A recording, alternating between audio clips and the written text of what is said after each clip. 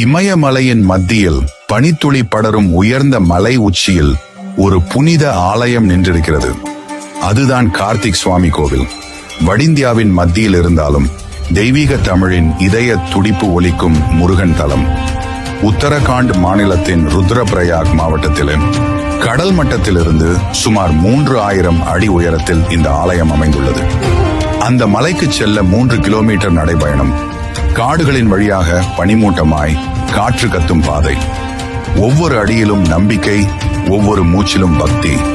இதுதான் முருகனை அடையும் ஆன்மீக பாதை.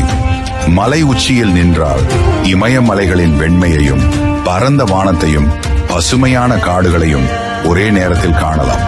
அந்த நிமிடத்தில் மனம் சொல்லும், இது பூமியில் சொர்க்கம். அங்கு மக்கள் ஹிந்தி பேசுகின்றனர், ஆனால் அவர்களின் இதயத்தில் ஒரு சொல்தான் ஒலிக்கிறது, கார்த்திகேயா முருகா. ஏனெனில் இங்கு தங்கியிருப்பது தமிழனின் தெய்வம் முருகன்தான். புராணங்கள் சொல்கின்றன, விநாயகர் ஞானப்பழத்தை பெற்ற பின் முருகன் சினந்தான்.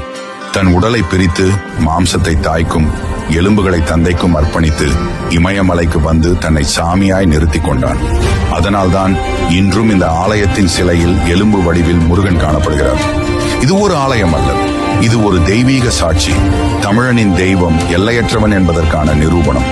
தமிழ்நாட்டை விட்டு ஆயிரக்கணக்கான மைல்கள் தொலைவில் இருந்தாலும் முருகன் இமயமலையில் திகழ்கிறார்.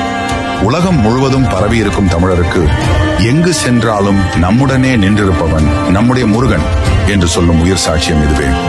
கார்த்திக் சுவாமி கோவிலுக்கு இன்று வருவோர் மலைமேல் ஏறும்போது ஒவ்வொரு அடியிலும் வேல்வேல் முருகா என்று முழங்குகின்றனர். காற்றில் அந்த நாதம் கலந்தால் மலைகளே அதற்கு பதில் சொல்லுகின்றன.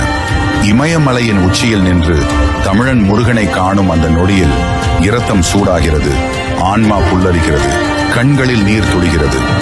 ஏனெனில் முருகன் எல்லையற்றவன், தமிழன் தெய்வம் உலகமெல்லாம் பரவி நிற்கிறான்.